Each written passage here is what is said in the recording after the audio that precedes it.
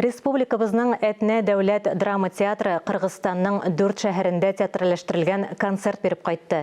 Иҗади сәяхәт нәтиҗәләре белән театр вәкилләре Татар информда булып узган матбугат конференциясендә уртаклашты. Иҗади сәфәр Идел буе Болгар дәүләтендә ислам дине кабул ителүнең 1100 еллыгы уңаеннан Татарстан президенты Рөстәм Миңнеханов йөкләмәсе белән оештырылды. Кыргызстанда яшәүче милләттәшләребез өчен Этне театры махсус программа әзерләгән.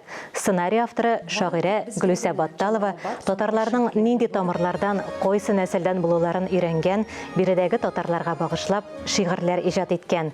Концертларга килгән төрле яшьтәге тамашачы артистлар чыгышын алкышларга, чәчәк бәйләмнәренә күмгәннәр.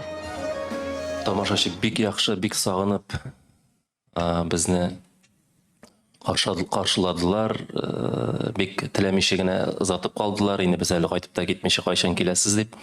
Шын-шынлап хезмәтне яраткан, тормышны яраткан һәм бер кайда да югалып калмый торган шундый татарлар күченгән анда. Һәм бүгенге көндә дә, Аллага шөкер, татарларның Кыргызстанда дәрәҗәсе бик югары.